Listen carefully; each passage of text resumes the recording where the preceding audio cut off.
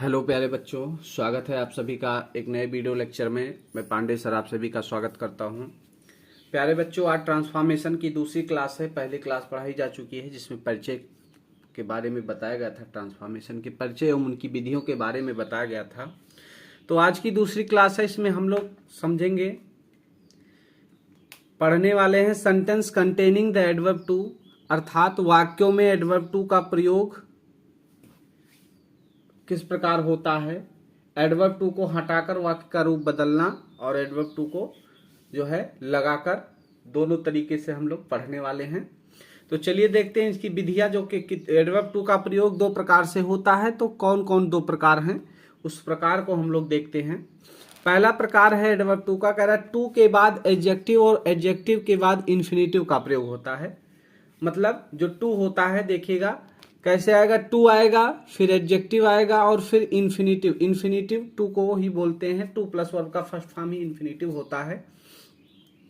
तो टू हो जाएगा, फिर एडजेक्टिव हो जाएगा, फिर इन्फिनेटिव हो जाएगा। ये आपका पहला कंडीशन है। एग्जाम्पल के साथ समझते हैं। जैसे लिखा ही इज, टू लिखा है और टू के बाद देखो ये एडजेक्टिव है, वीक है। टू के बाद क्या है, वीक है। इसके बाद फिर देखो इन्फिनेटिव है, to run. To run, to के साथ वर्ब का फर्स्ट फॉर्म ये इन्फिनेटिव हो गया। तो पहला कंडीशन तो आपका ये है। समझ में आई बात? टू आएगा, फिर एडजेक्टिव आएगा, फिर इन्फिनेटिव टू आएगा। पहला कंडीशन आपका है टू के बाद एडजेक्टिव और एडजेक्टिव के बाद इन्फिनेटिव का प्रयोग होना। ये पहला कंडीशन आपका है। ये स्ट्रक्चर बना हुआ है और एग्जाम्पल के साथ हमने समझा दिया। जैसे he is, too weak, to run. Clear? चलिए दूसरा देखते हैं। दूसरा क्या है आपका, इसका जो अर्थ हो जाएगा, जो ये टू जो इन्फिनेटिव होता है, इसका अर्थ निगेटिव देता है। जैसे ही इज टू वीक, वह इतना कमजोर है, वह इतना अधिक कमजोर है। टू मतलब होता अत्यधिक। ही इज टू वीक, वह इतना अधिक कमजोर है, टू रन की दौड़ नहीं सकता।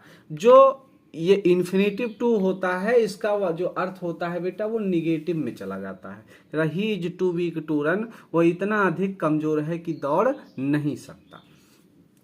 दूसरा पॉइंट है, कह रहा टू के बाद एडजेक्टिव का प्रयोग होना और इन्फिनेटिव का प्रयोग ना होना। टू के बाद किसका प्रयोग होना? टू के बाद एडजेक्टिव का प्रयोग होना और इन्फिनेटिव का प्रयोग ना होना। ये दूसरा कंडीशन आपका है। जैसे टू प्लस एडजेक्टिव, अब इसमें भी देख, अभी था ना कि उसमें क्या था, इन्फिनेटिव था, इसमें इन्फिनेटिव नहीं है। जैसे एग्जाम्पल आपका है, the milk is too hot. The milk is too hot, दूध आवश्यकता से अधिक गर्म है।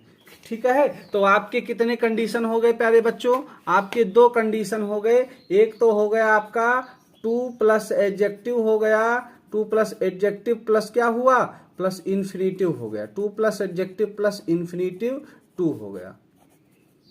और दूसरा हो गया सिर्फ too plus adjective, too plus adjective. जैसे एग्जाम्पल के थ्रू हमने समझा था और फिर से एग्जाम्पल के थ्रू हम लोग समझ लेते हैं। ठीक है, एक बार पुनः हम लोग आप लोग को हम समझा दे रहे एग्जाम्पल के थ्रू। जैसे he is too weak to move, पहला आपका सेंटेंस है he is too weak to move. और एक और हम लोग ले रहे हैं, एक सेंटेंस हम और ले रहे हैं, उसको भी देखिएगा। He is too weak, he is too weak. अब देखिएगा दोनों में अंतर दिख रहा होगा बेटा, दिख रहा है ना? तो दोनों में अंतर है बच्चों। दोनों में अंतर ये है ना कि पहले वाला जो सेंटेंस आपका है, यहां पर देखो टू दिया गया है ना, ये आपका क्या है, टू है। ये एडवर्ब टू है। क्या है ये? Adverb too. और इसके बाद ये जो है अगला जो शब्द लिखा है, ये आपका क्या है, ये आपका एडजेक्टिव है। क्या है? एडजेक्टिव है। ये एडवर्ब टू है। ये टू के बाद क्या है, एडजेक्टिव। तो यही तो फार्मूला आपका है, टू के बाद क्या होना चाहिए, एडजेक्टिव। देखो टू के बाद क्या, एडजेक्टिव। उसके बाद इन्फिनेटिव टू आना चाहिए। तो देखो इन्फिनेटिव टू आया, नहीं आया? आया ना? वर्ब का फर्स्ट फॉर्म इन्फिनेटिव टू के साथ होता है। ठीक है, तो to plus adjective plus infinitive, तो टू फिर एडजेक्टिव फिर क्या आया, इन्फिनेटिव आ गया। ये पहला वाला हो गया। अब दूसरा कह रहा है टू प्लस एडजेक्टिव होना चाहिए। तो देखो टू है, दूसरे में टू है और फिर क्या है, एडजेक्टिव है। टू प्लस एडजेक्टिव है ना? यही दो कंडीशन आपके हैं। दो कंडीशन यही आपके हैं, टू प्लस एडजेक्टिव और प्लस इन्फिनेटिव और टू प्लस एडजेक्टिव, यही दो कंडीशन हैं। ठीक है, क्लियर है बात ना। तो अब हम लोग देखेंगे पहला पॉइंट आपका जो है बच्चों, एडवर्ब टू को हटाकर, जो एडवर्ब टू था उसको हटाकर वाक्य का रूप कैसे बदला जाता है, इसको हम पढ़ने वाले हैं कि एडवर्ब टू को हटाकर वाक्य का रूप बदलना। तो रूल नंबर पहला आपका है, कह रहा है यदि वाक्य में टू के पश्चात एडजेक्टिव हो, अभी हमने बताया क्या हो, टू के पश्चात एडजेक्टिव हो और उसके बाद क्या हो, इन्फिनेटिव हो, तो इस प्रकार से बदलते हैं। फार्मूला स्ट्रक्चर जैसे टू हो, फिर एडजेक्टिव हो, फिर क्या हो, इन्फिनेटिव हो, तो उसको किस प्रकार बदलेंगे, उसका यहाँ पर क्या दिया गया है, यहाँ पर रूल दिया गया है, नियम दिया गया है, कैसे इसको बदलने वाले हैं हम लोग।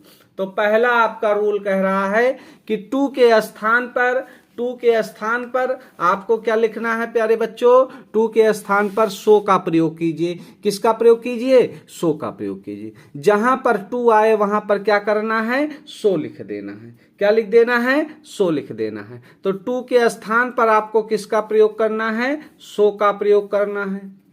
क्लियर है। अगला पॉइंट आगे बढ़ते हैं, वाक्य में जो प्रयुक्त एडजेक्टिव है, एडजेक्टिव के बाद आपको क्या करना है, एडजेक्टिव के बाद आपको दैट का प्रयोग कर देना है। एडजेक्टिव के बाद किसका प्रयोग करना है प्यारे बच्चों, तो एडजेक्टिव के बाद दैट का प्रयोग कीजिए। बात क्लियर है। टू के स्थान पर सो का प्रयोग कीजिए और वाक्य में प्रयुक्त जो एडजेक्टिव है उसके बाद किसका प्रयोग कर दीजिए, दैट का प्रयोग कर दीजिए।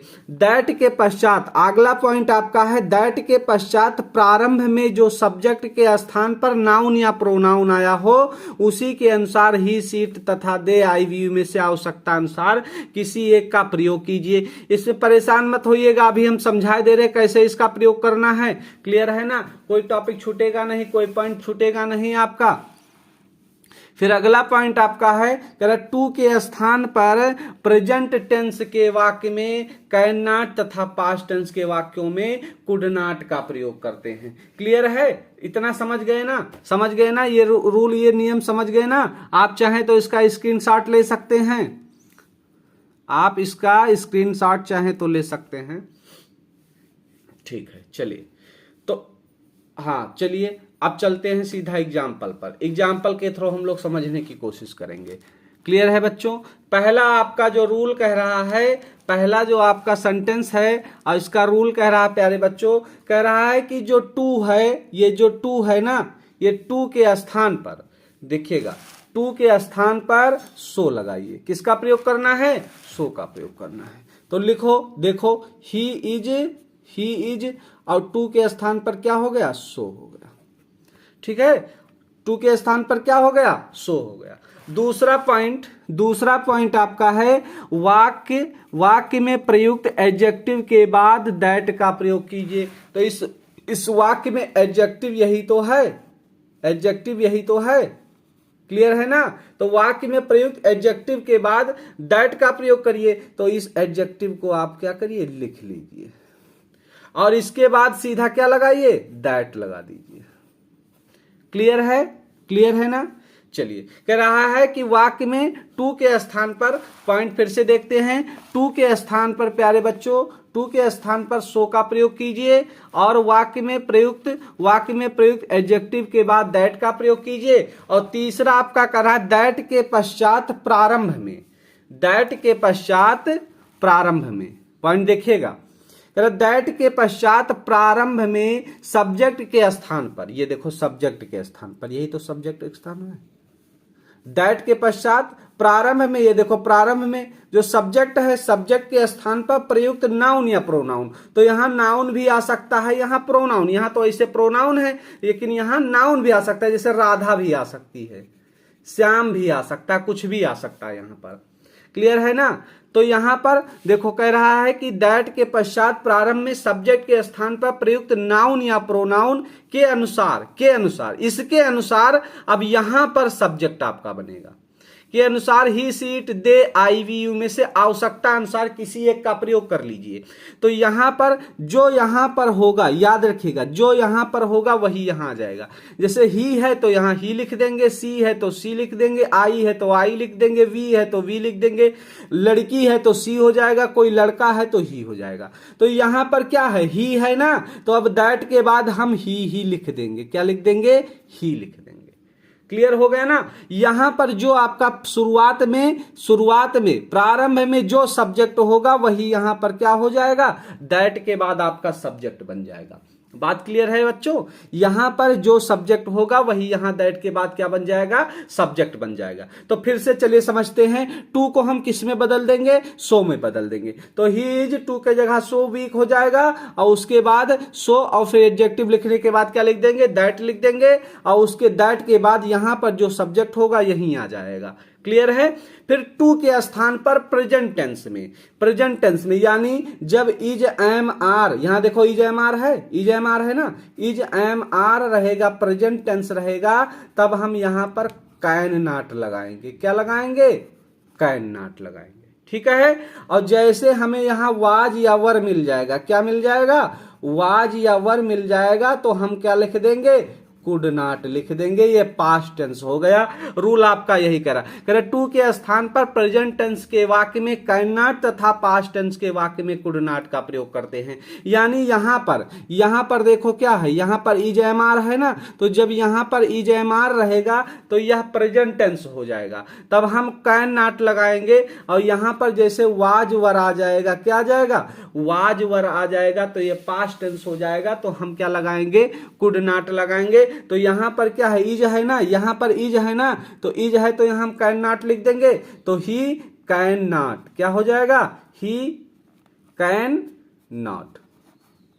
ठीक, ही कैन नॉट। अब मूव, क्या बचा, मूव तो बचा, तो यही आपका होगा, ही कैन नॉट मूव। बात समझ में आई बच्चों, कुछ तो समझ में आया होगा ना, कुछ आया है ना। कमेंट करके जरूर बताइएगा कि वीडियो आपको कैसी लग रही, समझ में आ रहा है या नहीं आ रहा है। ठीक है। तो सेंटेंस आपका बन गया, he is so weak that he can not move. Clear है ना। तो चलिए अब चलते हैं अगले सेंटेंस को देखते हैं। तो अगला एग्जाम्पल आपका दूसरा है, कह रहा he is too old to work hard. He is too old to work hard. तो हम जानते हैं कि टू के स्थान पर हमको क्या लिखना है, टू के स्थान पर हमको लिखना है सो। तो चलिए देखते हैं, चलिए देख लेते हैं। तो हो जाएगा ही इज, क्या हो जाएगा, ही इज, और टू के जगह पर क्या लगाएंगे, सो लगा देंगे, ही इज सो। ठीक है। और ओल्ड का ओल्ड ऐसे आ जाएगा, ही इज टू ओल्ड का हो गया ही इज सो ओल्ड। इस टू को हम सो में बदल देंगे। अब यहां पर इसके बाद हमें क्या लिखना है, एडजेक्टिव के बाद हमें दैट तो लिखना है, तो हमने दैट लिख दिया। ही इज टू ओल्ड का हो गया ही इज सो ओल्ड, और इसके बाद एडजेक्टिव के बाद हम क्या लगाएंगे, दैट लगाएंगे। उसके बाद अकॉर्डिंग टू सब्जेक्ट, तो सब्जेक्ट यहां पर क्या है, ही है, तो यहां भी क्या हो जाएगा, ही हो जाएगा। तो हमने यहां ही लिख दिया। क्लियर है। यहां ही था तो हमने ही लिख दिया। अब यहां देखो इज एम आर है, प्रेजेंट टेंस में है, तो प्रेजेंट टेंस में अगर यहां पर होगा तो हम यहां पर क्या लिख देंगे, कैन नॉट का प्रयोग कर देंगे। ही के बाद हम क्या लगा देंगे, कैन नॉट लगा देंगे। तो he can not, he can not. अब क्या बचा, वर्क हार्ड ही तो बचा, तो यहां पर हम लिख देंगे work hard, he can not work hard. समझ में आई ना बच्चों, समझ में आया ना। चलिए अगला सेंटेंस देखते हैं। कह रहा he is too proud to beg, तो हो जाएगा ही इज, और टू की जगह क्या हो जाएगा, सो हो जाएगा। He is so proud, he is so proud. फिर क्या हो जाएगा, दैट लगा दीजिएगा, दैट, और यहां पर ही है तो यहां ही हो जाएगा, और इज है तो क्या लग जाएगा, कैन नॉट हो जाएगा, ही कैन नॉट बेग। ठीक है। क्लियर है, क्लियर है ना। सब लोग बताइएगा, सब लोग क्लियर है ना। चौथा क्वेश्चन हम छोड़े दे रहे हैं, आप लोग कमेंट बॉक्स में इसको बनाकर बताएंगे। चौथे क्वेश्चन को आप लोग कमेंट बॉक्स में बताएंगे बनाकर, she is too fat to sit properly को आप लोग बनाएंगे और कमेंट बॉक्स में कमेंट करेंगे। क्लियर है। चलिए पांचवें क्वेश्चन पर आते हैं। पांचवा कह रहा I am too busy to attend the function, तो हो जाएगा यहाँ पर आई है तो आई एम हो जाएगा और टू का क्या हो जाएगा, सो हो जाएगा। टू को हम सो में बदल देंगे तो आई एम सो बिजी। अब एडजेक्टिव ये है आपका, एडजेक्टिव के बाद क्या लगेगा, दैट लगा दीजिए। क्लियर है बच्चों। अब यहां सब्जेक्ट देखो आई बना है, क्या है सब्जेक्ट आई है ना, तो अब यहां भी आपका आई हो जाएगा, यहां आई है तो यहां भी क्या हो जाएगा, आई ही हो जाएगा। ठीक है, तो हो जाएगा I am so busy that I, और यहां पर देखो is am are present tense में है तो यहां कैन नॉट आ जाएगा। आई कैन नॉट क्या बचा, अटेंड द फंक्शन, तो लिख दीजिए attend the function, attend the function. हमें आशा है कि आप लोग को बहुत अच्छे से समझ में आ रहा है। ठीक है, नहीं समझ में आ रहा है कमेंट बॉक्स करिए, कैसी लग रही वीडियो जरूर बताइए आप लोग। क्वेश्चन नंबर 6 कह रहा he is too old to run, he is too old to run. Clear है, तो चलिए देखते हैं। हो जाएगा ही का ही हो जाएगा इज, और टू को बदल के क्या कर देंगे प्यारे बच्चों, सो हो जाएगा, तो ही इज सो ओल्ड। अब लगा दीजिएगा दैट। सब्जेक्ट आपका यहाँ क्या है, ही है ना, तो यहाँ ही हो जाएगा। यहाँ देखो इज एम आर है, प्रेजेंट टेंस में है, तो यहाँ क्या हो जाएगा, कैन नॉट हो जाएगा। तो that he can not run, that he can not run. ठीक है, अगला सेंटेंस। अब यहां देखिएगा, यहां वाज दिया गया है, वाज यहां दिया गया है, तो चलिए देख लेते हैं। पूजा का पूजा हो जाएगा प्यारे बच्चों, पूजा वाज, और टू का हो जाएगा so. Pooja was so tired, Pooja was क्या हो जाएगा, सो टायर्ड, यहां लग गया दैट। अब पूजा यहां लड़की है ना, तो यहां सी हो जाएगा। अब यहां देखो वाज वर आ गया, वाज वर है तो यहां क्या लिख देंगे, कुड नॉट का प्रयोग करेंगे, कैन नॉट का नहीं करेंगे। ठीक है, यहां कुड नॉट का प्रयोग कर देंगे, तो हो जाएगा सी कुड नॉट, और क्या बचा, डू एनीथिंग, तो यहां कर दीजिए do anything, could not do anything. Clear है, समझ में आए ना। यहां पर देखो वाज था तो यहां पर कुड नॉट लगा दिया गया था, और यहां पर इज जिसमें रहता है तो हम क्या लगाते हैं, कैन नॉट लगाते हैं। पहला पॉइंट आपका था, पूरी तरीके से हमने समझा दिया। आशा करते हैं कि आप लोग को बहुत अच्छे से समझ में आया होगा। तो अब देखते हैं प्यारे बच्चों, रूल नंबर 2 आपका कह रहा है, रूल नंबर 2, यदि वाक्य का कर्ता क्या हो, निर्जीव हो। ठीक है बच्चों, क्या हो, निर्जीव हो या इट का प्रयोग हो, तो उस वाक्य में प्रयुक्त फॉर्मी के लिए, उस वाक्य में प्रयुक्त किसके लिए, फॉर मी के लिए आई, फॉर हिम के लिए ही, फॉर अस के लिए वी, तथा फॉर देम के लिए दे का प्रयोग कर्ता के रूप में किया जाता है। किसके रूप में किया जाता है, कर्ता के रूप में किया जाता है। क्लियर है ना। कह रहा है कि यदि वाक्य का कर्ता क्या हो, पहली बात हो कि वह निर्जीव हो, और इट का प्रयोग हो तो उस वाक्य में प्रयुक्त जो फॉर मी होगा तो आई बन जाएगा, फॉर हिम होगा ही बन जाएगा, फॉर अस होगा तो वी बन जाएगा, और फॉर देम होगा तो वो क्या बन जाएगा, दे बन जाएगा, और वो एज ए सब्जेक्ट आएगा, यानी कि कर्ता के रूप में आएगा। क्लियर है ना, कर्ता के रूप में उसका प्रयोग किया जाता है। जैसे देखिएगा, अगर फॉर मी है तो आई सब बन जाएगा कर्ता सब्जेक्ट आपका, फॉर हिम है तो ही, फॉर हर है तो सी, फॉर अस है तो वी, और फॉर देम है तो दे। चलिए चलते हैं, समझ लेते हैं एग्जाम्पल के थ्रू। यहां पर देखो क्या है, द ट्री निर्जीव है, कह रहा है the tree is too high for me to climb, the tree is too high for me. अब यहां देखो फॉर मी दिया गया है, फॉर मी दिया गया है ना, दिया गया है ना, तो चलिए इसको समझ लेते हैं। तो हो जाएगा the tree is too high for me to climb, तो द ट्री का द ट्री हो जाएगा द ट्री इज, और टू का हो जाएगा सो, टू का क्या हो जाएगा सो, हाई का हाई। क्लियर है, तो the tree is so high हो जाएगा। अब इसके बाद क्या लगा देंगे, दैट लगा दिया हमने। क्लियर है ना, दैट लगा दिया। अब इससे पहले वाले सेंटेंस में जो यहां पर होता था वही यहां पर सब्जेक्ट लिख देते थे, लेकिन नहीं, अब यहां देखो फॉर मी मिल गया आपको, और जब फॉर मी मिल जाएगा ना तो मी का सब्जेक्टिव केस आई होता है, मी का फॉर मी का क्या हो जाएगा, आई, तो फॉर मी का जो सब्जेक्ट बन जाएगा वो क्या बन जाएगा, आई बन जाएगा। तो यहां पर हम सीधा क्या लिख देंगे, आई लिख देंगे। क्योंकि यहां पर फॉर्मी था तो फॉर्मी को हम क्या कर देंगे, फॉर्मी का आई बना देंगे। क्या बना देंगे, आई बना देंगे। फॉर्मी का सब्जेक्ट बनेगा आई। तो देखो यहां फॉर्मी के जगह पर हमने क्या लिख दिया, दैट के बाद सीधा लिख दिया आई। क्लियर है, तो आई हो गया। अब यहां इज है ना, इज है तो यहां क्या लग जाएगा, कैन नॉट लग जाएगा। आई कैन नॉट, फिर क्या बचा, क्लाइंब, क्लाइंब इट लगा दो, मैं उस पर इट चढ़ नहीं सकता। ठीक है, I can not climb it. अब दूसरा सेंटेंस आप लोग बनाकर बताइए कैसे बनेगा, समझ में आया कि नहीं आया।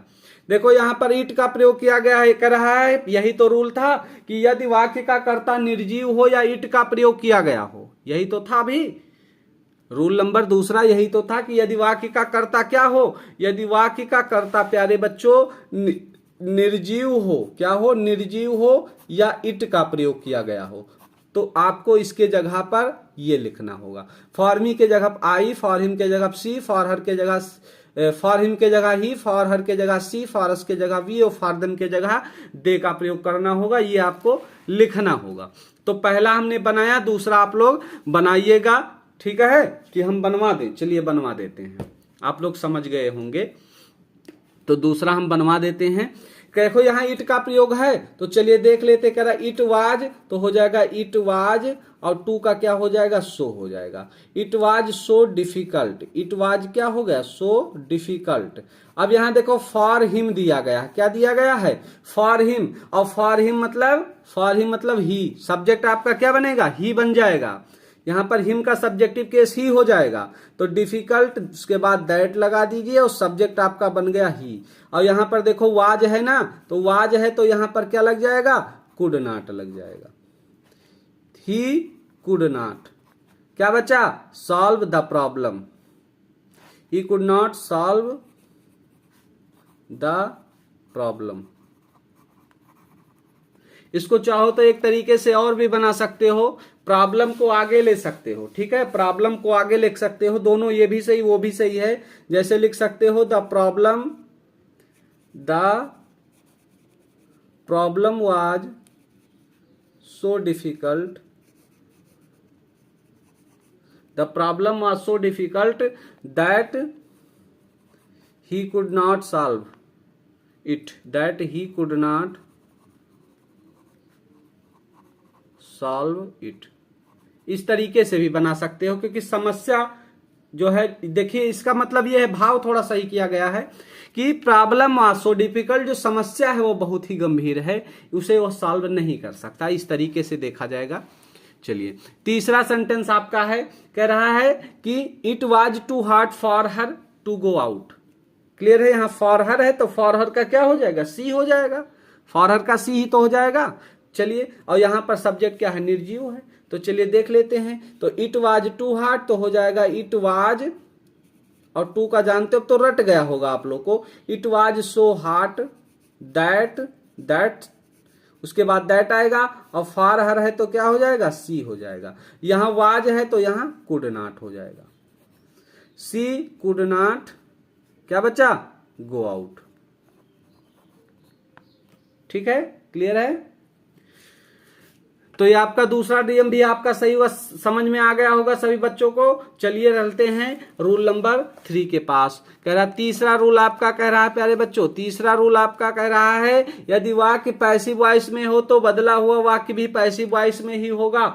मतलब अगर पहला सेंटेंस आपका पैसिव वॉइस में लिखा है तो अगला सेंटेंस भी आपको पैसिव वॉइस में ही बनाना होगा। जैसे the house is to costly, यहां टू बी परचेज लिखा हुआ है, यहां देखो बी लगा है, ये पैसिव वॉइस में चला गया, पैसिव वॉइस में है सेंटेंस। यहां पर टू बी परचेज लिखा हुआ पैसिव वॉइस में है। क्लियर है ना, तो आपको भी क्या करना है, टू बी जरूर लगा के रखना है। तो द हाउस का द हाउस इज हो जाएगा और टू बदल के क्या हो गया, सो हो गया, कॉस्टली, और उसके बाद दैट लग गया। ठीक है बच्चों, उसके बाद क्या लग गया, दैट लग गया। अब यहां देखो द हाउस क्या है, निर्जीव है, द हाउस क्या है, निर्जीव है, तो इसके लिए यहां पर इट का प्रयोग कर दिया। यहां फॉर मी और वो नहीं लिखा है, देखिएगा ध्यान से, यहां फॉर मी और फॉर हिम और फॉर हर और फॉर अस नहीं लिखा है, तो इसीलिए हमें सब्जेक्ट के अनुसार लेना होगा। तो सब्जेक्ट हमारा क्या है, निर्जीव है, तो इसके लिए हम इट का प्रयोग यहां कर लेंगे। क्लियर है ना। जैसे अभी जो इससे पहले वाला रूल पढ़ा है हमने, उसमें पढ़ा है कि यदि वाक्य का कर्ता क्या हो, निर्जीव हो या इट का प्रयोग हो, तो उसमें जो प्रयुक्त होता है, क्या प्रयुक्त होता है, for him, for her, for us, for they. इसमें ऐसा नहीं है, ध्यान रखिएगा। देखो इसमें फॉर हिम, फॉर अस नहीं है, कर्ता निर्जीव है लेकिन इसमें वो है नहीं, तो उसका प्रयोग होगा नहीं, वो नियम कहां लागेगा। तो इसमें क्या है, the house is too old, तो हाउस निर्जीव है ना, तो इसीलिए हमें यहां पर सब्जेक्ट लेना होगा। तो पहला रूल हमने पढ़ा था कि अकॉर्डिंग टू सब्जेक्ट हम ले लेते हैं, पहले जो नाउन या प्रोनाउन आता है उससे सब्जेक्ट ले लेते हैं। तो हमने क्या किया, द हाउस था तो इट का प्रयोग हमने कर लिया, ठीक है। तो the house is so costly that, it का प्रयोग कर लिया, यहां पर इज था तो यहां कैन नॉट हो गया। अब इसी कैन नॉट के बाद जो ये बी है ना, उसको हम लिख लेंगे। इट कैन नॉट बी क्या बच्चा, परचेज का परचेज्ड। क्लियर है ना बच्चों। तो the house is to costly, so costly का टू कॉस्टली हो जाएगा, डैट लग जाएगा। द हाउस निर्जीव था तो इट का प्रयोग हो गया, यहां पर इज था तो कैन नॉट लग गया। और बी का क्या होगा, पैसिव वॉइस में था तो बी इसमें भी लगा के रखेंगे, ठीक है, परचेज्ड। क्लियर है। चलिए अगले रूल पर चलते हैं।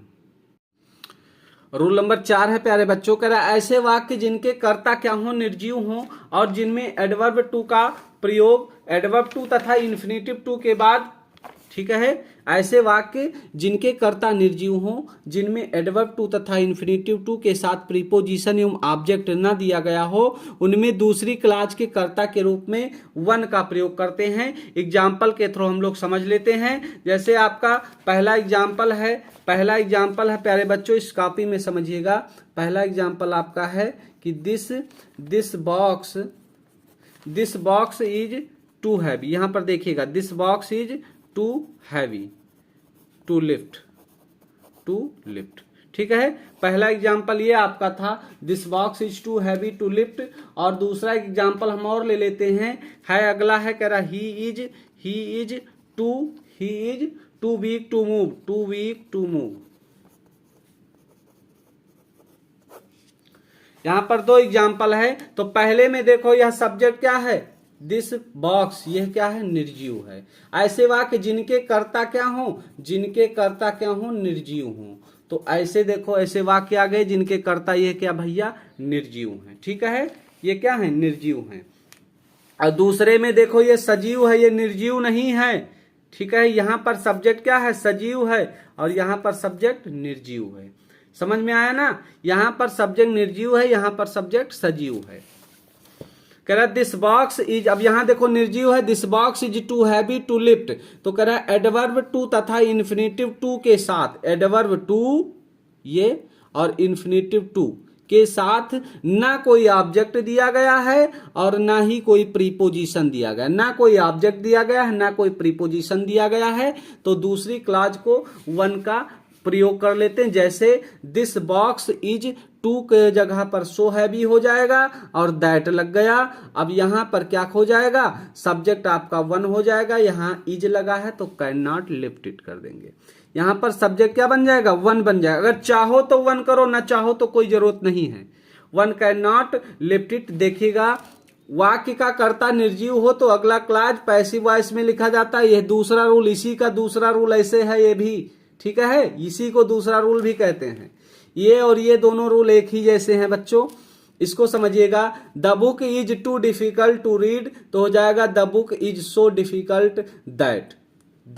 अब यहां किताब है तो यहां पर इट का प्रयोग कर लेंगे, it can not be read. अब इज है तो यहां क्या हो जाएगा, कैन नॉट हो जाएगा। तो हो जाएगा द बुक इज, और टू के जगह सो आ गया, डिफिकल्ट उसके बाद दैट आ जाएगा, और फिर बुक थी तो इट लगा लिया, it can not be read. अगर चाहो तो आप क्या कर सकते हो, चाहो तो आप वन का प्रयोग करके बनाओ, चाहो तो ना बनाओ, कोई दिक्कत नहीं है। सेंटेंस आप इट का प्रयोग भी करके बनाओगे तब भी आपका सही माना जाएगा सेंटेंस, ठीक है।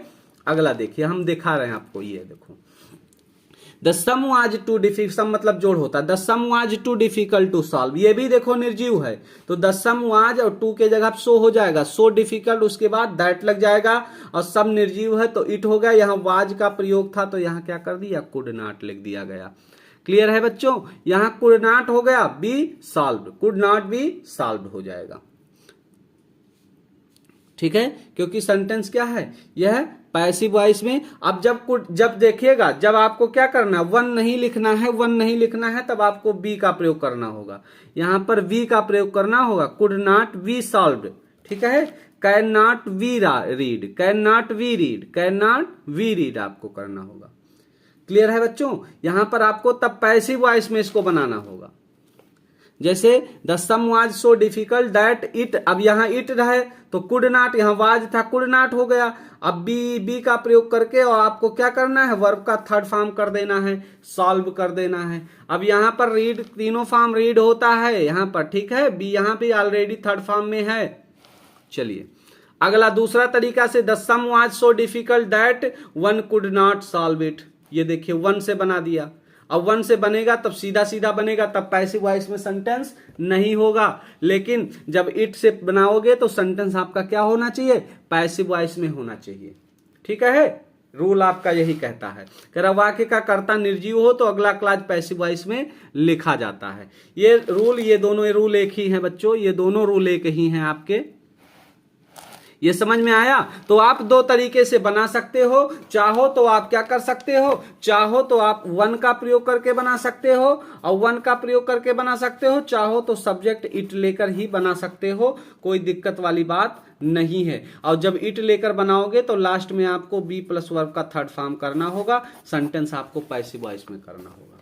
समझ में आ रहा है ना बच्चों? समझ में आ रहा है ना? तो चलिए अगले पॉइंट की तरफ चलते हैं, अगला रूल देखते हैं। पांचवा आपका रूल नंबर 5 आपका है, कह रहा है यदि वाक्य में टू का प्रयोग हो और उसके बाद एडजेक्टिव का किंतु इन्फिनेटिव का प्रयोग ही ना हो। जैसे टू आवे प्लस एडजेक्टिव आ जाए, केवल टू प्लस एडजेक्टिव आ जाए, इन्फिनेटिव ना आवे। जैसे इन वाक्यों में टू को हटाकर या एडवर्ब को कंपैरेटिव डिग्री में रखा जाता है। रूल आपका कैसे बदलेंगे, इन वाक्यों को टू को हटाकर या एडवर्ब को कंपैरेटिव डिग्री में रखा जाता है, अर्थात मोर का प्रयोग किया जाता है, ठीक है। किसका प्रयोग किया जाता है, मोर का। उसके बाद देन का प्रयोग करिए, देन के बाद इट इज प्रॉपर या इट शुड बी का प्रयोग किया जाता है। किसका प्रयोग किया जाता है, इट इज प्रॉपर या इट शुड बी। याद रखिएगा, इट इज प्रॉपर या इट शुड बी का प्रयोग किया जाता है। एग्जाम्पल के थ्रू हम लोग समझने वाले हैं। जैसे देखिएगा ही इज टू वीक, सिर्फ देखो यहां पर टू वीक, उसके बाद इन्फिनेटिव टू का प्रयोग नहीं हुआ है। जैसे ये सारे सेंटेंस होते थे, he is too weak to move, to move, तो इसमें कहां है इन्फिनेटिव, है नहीं ना, सिर्फ है ही इज टू वीक। तो ऐसे सिचुएशन में आपको क्या करना होगा, जो यहां पर प्रयुक्त जो है भैया एडवर्ब है, इससे पहले आपको मोर का प्रयोग कर लेना है। तो सॉरी एडजेक्टिव, ठीक है। एडजेक्टिव से पहले आपको किसका प्रयोग करना है, मोर का प्रयोग कर लेना है। तो ही इज टू वीक का हो जाएगा ही इज मोर वीक। क्या हो जाएगा, ही इज मोर वीक हो जाएगा। क्लियर है? तो ही इज, यहां पर देखो जो वीक है ना, इससे पहले हम किसका प्रयोग कर लेंगे, मोर का प्रयोग कर लेंगे। किसका प्रयोग कर लेंगे, मोर का प्रयोग कर लेंगे, तो हो जाएगा he is more weak. Clear है? उसके बाद हम देन का प्रयोग करेंगे, ठीक है। देखिएगा उसके बाद किसका प्रयोग करते हैं, देन का प्रयोग करते हैं। तो उसके बाद हमने किसका प्रयोग कर लिया, देन का प्रयोग कर लिया। उसके बाद जो हमारा सब्जेक्ट है, यहां पर ही है ना, तो सब्जेक्ट ही है, ठीक। तो सब्जेक्ट क्या, ही है तो ही हो जाएगा, ही है तो ही हो गया। और फिर हमें क्या लगाना है, शुड भी लगा देना है। क्या लगाना है, शुड भी लगा देना है, ठीक है। क्लियर है ना बच्चों? चलिए देखते हैं। हाँ, तो यहां पर क्या हो जाएगा, ही सब्जेक्ट हमारा ही बन रहा है, उसके बाद हम क्या लिख देंगे, शुड भी लिख देंगे, सीधा शुड भी लिख देंगे।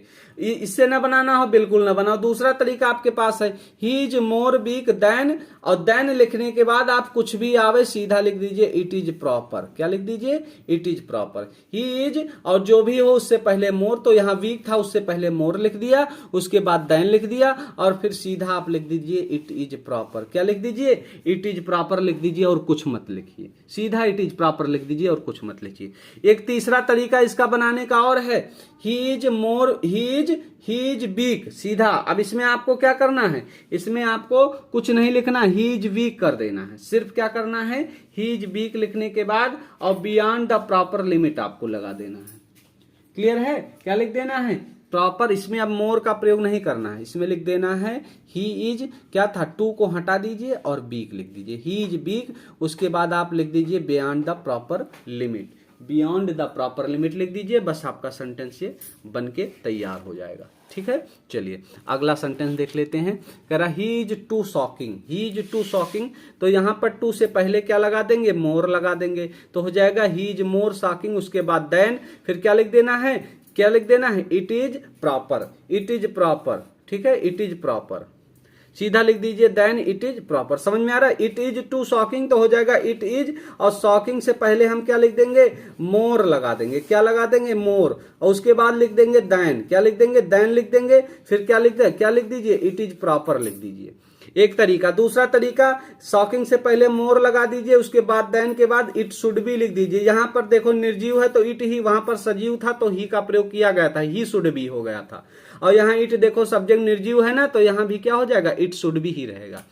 तीसरा तरीका एक और है, इसके जगह पर, टू के जगह पर सीधा सीधा ओवर लिख दीजिए और बाकी काम खत्म कर दीजिए। जैसे ही इज टू शॉकिंग है तो सीधा कर दीजिए इट इज, और टू के जगह पर ओवर लिख दीजिए, ओवर शॉकिंग, ये भी सही है। 4 तरीके से बनेगा, जो तरीका आपको समझ में आया हो वो आप फॉलो करिए। क्लियर है, तो चलिए रूल नंबर, ये सारे रूल आपके समाप्त हो गए। अब आपको पढ़ना है यूज ऑफ एडवर्ब टू। अभी तक हमने रिमूव टू पढ़ा था, क्या पढ़ा था, रिमूव टू, एडवर्ब टू को हटाना हमने पढ़ा था। कैसे पढ़ा था, हटाना, एडवर्ब टू को अभी तक हम हटा रहे थे, अब हमें एडवर्ब टू का प्रयोग करना, यूज करना है। ठीक है, अब जैसे जैसे हमने एडवर्ब टू को हटाया था वैसे वैसे जो है एडवर्ब टू को हम प्रयोग करेंगे। तो टू को हटाने के लिए जिन नियमों को प्रयोग में लाते हैं उन्हें उनके विपरीत स्थिति में लाने से पुनः टू का प्रयोग हो जाता है।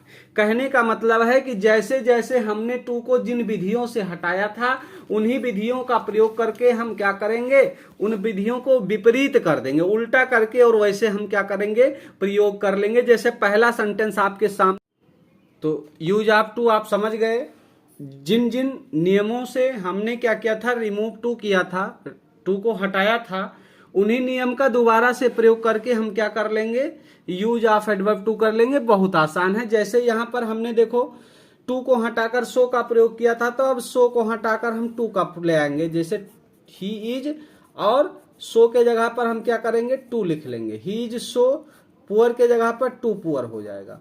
और फिर ये हम अतिरिक्त लेकर आए थे ना, तो इसको हम पूरा यहां तक हटा देंगे। अब यहाँ वर्ब का फर्स्ट फॉर्म है, इससे पहले हम क्या करेंगे, टू लगाकर इसे इन्फिनेटिव बना लेंगे।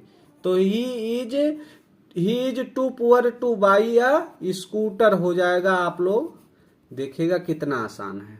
क्लियर है ना। दूसरा है ही वाज सो ओल्ड, तो हो जाएगा ही इज, और सो के जगह पर टू हो जाएगा, he is too old, he is too old. अब ये पूरा क्या हो जाएगा, हट जाएगा ना, और वर्क से पहले किसका प्रयोग कर लेंगे, टू का प्रयोग कर लेंगे, टू वर्क हार्ड। क्लियर है।